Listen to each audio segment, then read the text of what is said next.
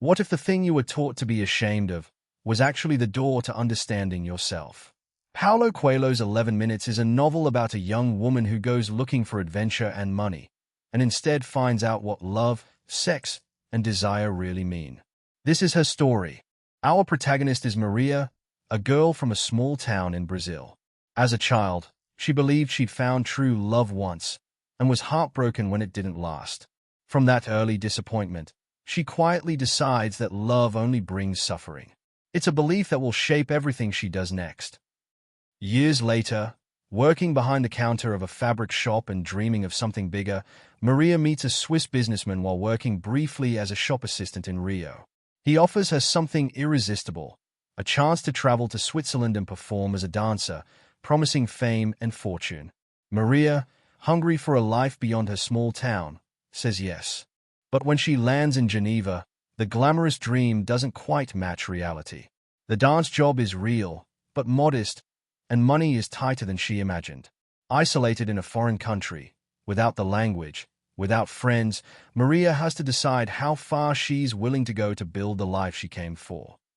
Slowly, Maria drifts into the world of paid companionship, not out of desperation alone, but curiosity and a growing belief that she can control this world rather than be controlled by it. She begins keeping a journal, and in it, she starts to separate her body from her heart. She tells herself that sex can be a transaction, 11 minutes of physical performance, while love remains something separate, something she still isn't sure she believes in.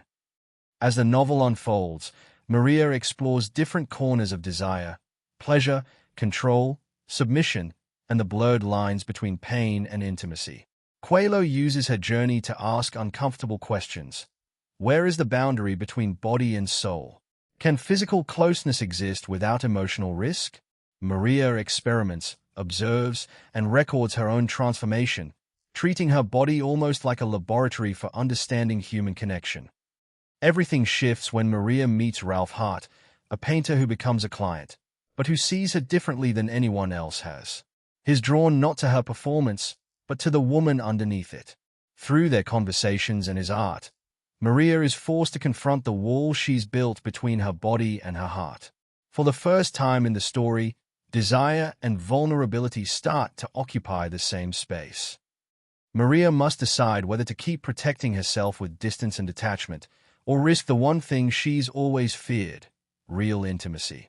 Coelho frames this as her central struggle, not a choice between two men, but between two versions of herself, one who survives by staying numb, and one who might actually let herself be known.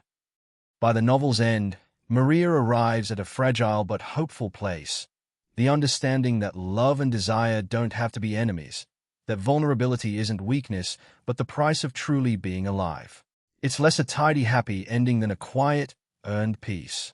11 Minutes isn't really a book about sex work. It's a book about the walls we build to protect ourselves from love, and what it costs to finally take them down. Coelho asks us to consider, how much of ourselves do we hide, just to feel safe? And what might we find if we finally stopped hiding?